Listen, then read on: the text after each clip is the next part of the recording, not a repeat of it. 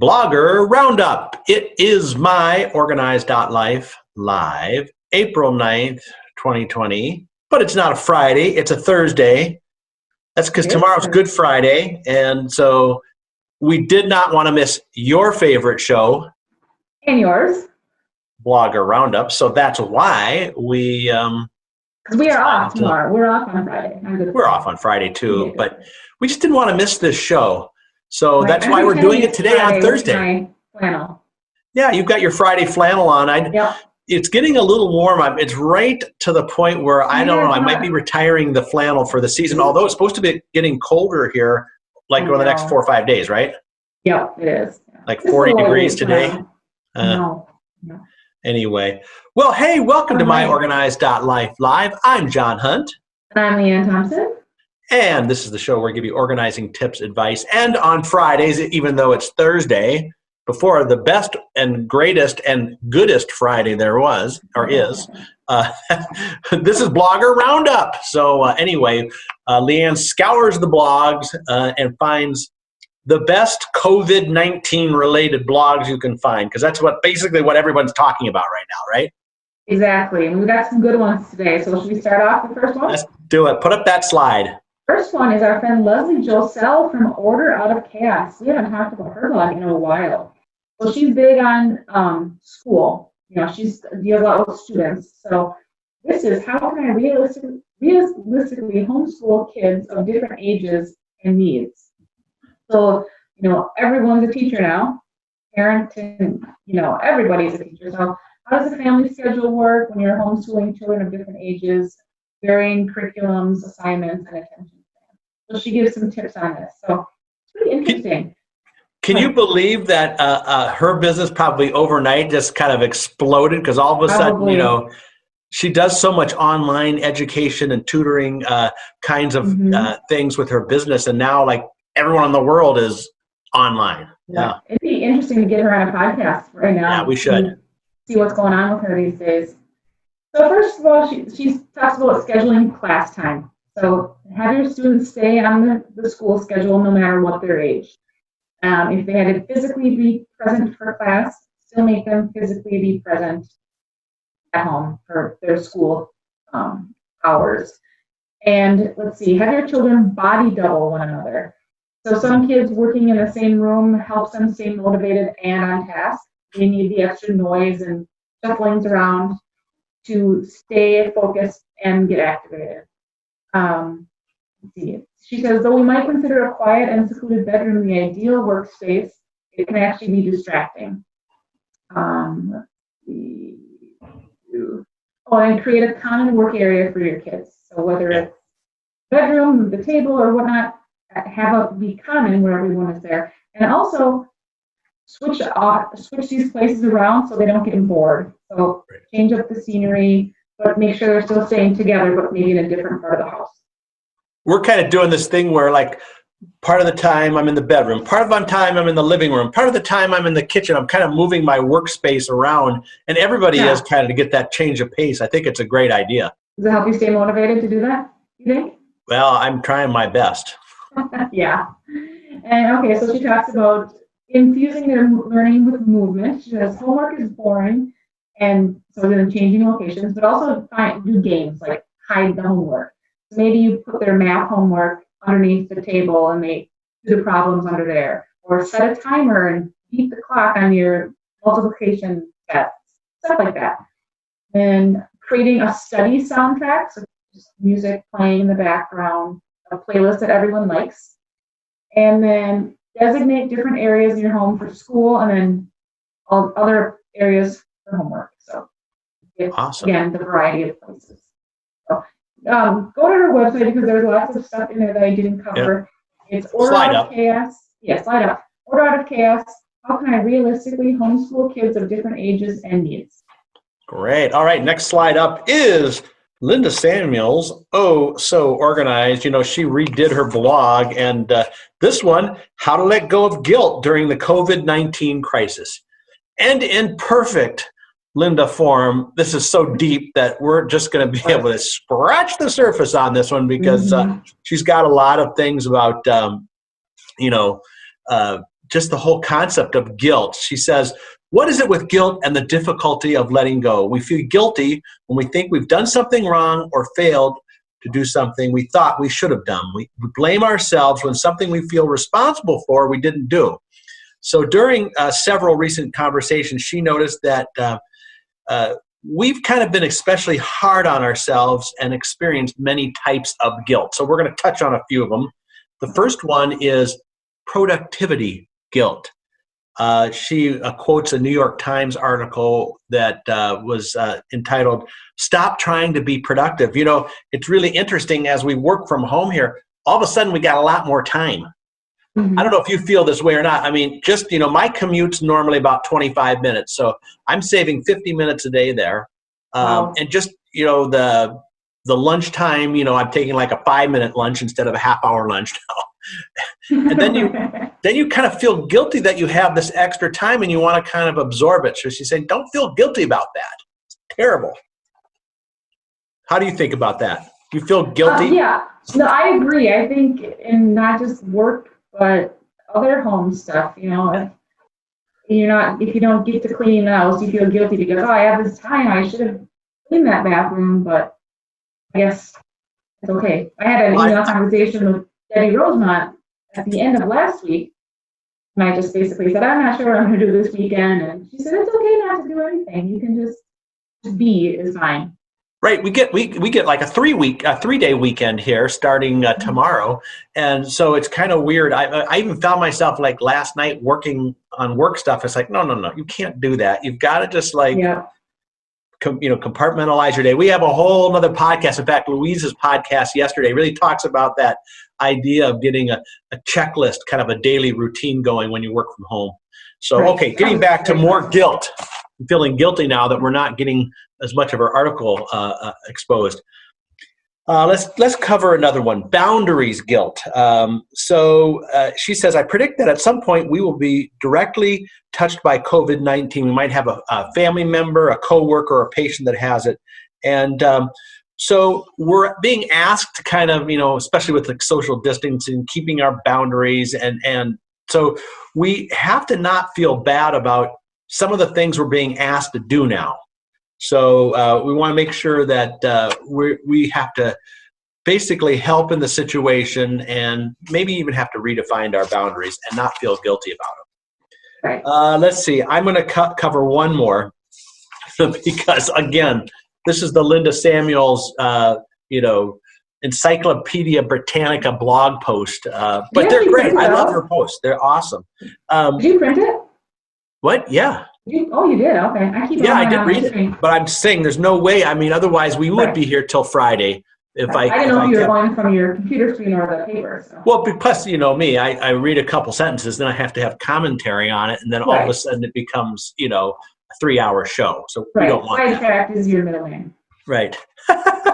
Okay, the last one is communication guilt, by the way. So many of us are in more intense contact with people now. We use a variety of ways to keep in touch, and we reach through phone, email, text, letters, Zoom, Skype, all of it. But now people are kind of communicating in different ways, maybe than we did before. And she says, even though we think we should be reaching out and connecting, it's interesting because, we've had a couple of Zoom meals together, and it's like, Zoom meals, what is that? You eat with somebody else, but they're on the other end. It's like going out to dinner with them, but you're both at your own places.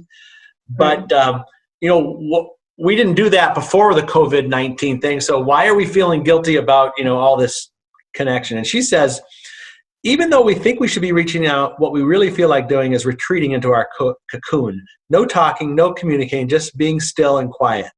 And that's a good thing, but it also makes us feel guilty. So we don't want to do that. I'm gonna put the slide up because there's so much more here. How to let go of guilt during the COVID-19 crisis. Linda Samuels, Oh So Organized. Okay, what do we got up next? All right, third slide is from our friend Debbie Rosemont from Simply Place. It's simplyplace.com. Self-care is a productivity strategy too.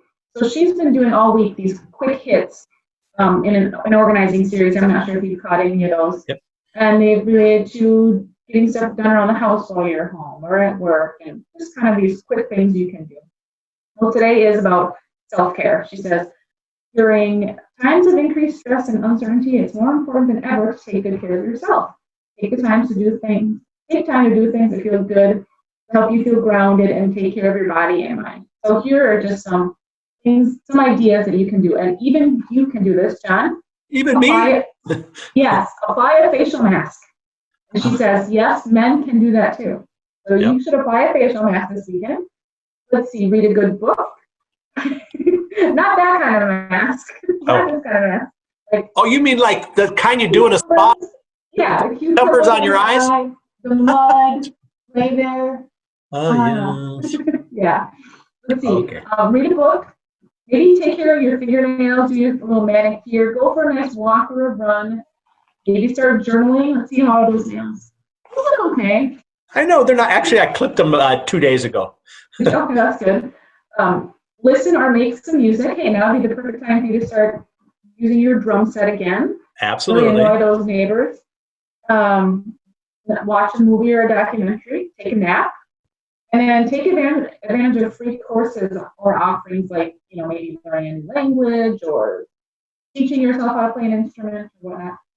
And nurturing relationships, creativity, and connections. Mm-hmm. So make a list of those closest to you and those you haven't connected with in a while, but that you'd like to catch up with. And maybe call one person from that list each day. Maybe write a handwritten letter or note and send it in the mail. Start a puzzle or play a board game. Use what you have around the house for ingredients-wise and go to a recipe finder and make something you've never made before. I never thought about that, but that's a really good one. And let's see, host or participate in a virtual coffee or happy hour with your coworkers or your friends. And then she has a list. I see some people on social media doing the virtual happy hour. That's kind of nice. Yeah, that is fun. So anyway, so that's, again, here's a long list of quick hits that you can do to self-care during this time. Awesome. Well, let's put the slide up. All right, last slide again. Self-care is a productivity strategy to simply placed. The website is itssimplyplaced.com. Okay, are you sitting by a window right now? Yeah, but I do have to do a quick shout out before we get to the window. I don't know what you're going to say about the window. Okay. But I really wanted to talk about Shauna Turner's blog as well, but it's a video. So people need to go to the shaunamethod.com. She talks about the alternatives to a handshake. She has her husband in there. Shauna comes up with new ways to greet somebody instead of doing a handshake. I like that. So that's your bonus blog of RoundUp. Cute. Yeah. Awesome. So shaunamethod.com. And okay, back to your window question. Yeah. So don't you have a window right to the side of you there? Look out it. Okay. Is it snowing over there? No. It's partly cloudy. It's snowing where you are? It's snowing right here. What? Is that great? We're like 15 miles apart only. I know. It's really weird. Well, it started out, I think, as like a cold, or like a rainy, freezing rain, but now it's actually coming down pretty heavy.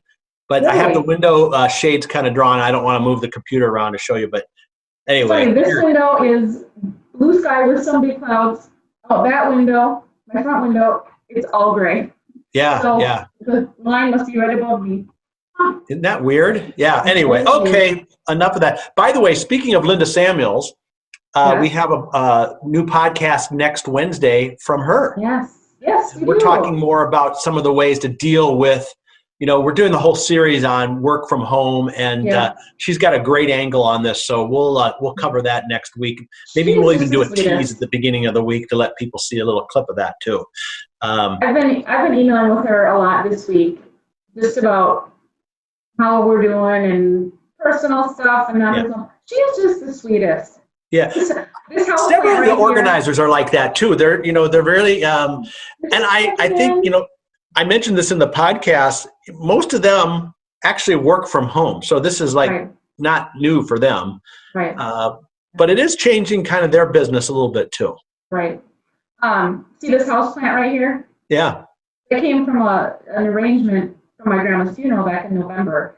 And it has little bugs, those little gnats. Yep. So I've been working like a dog trying to get rid of them. Anyway, I've been emailing Linda all week about these naps.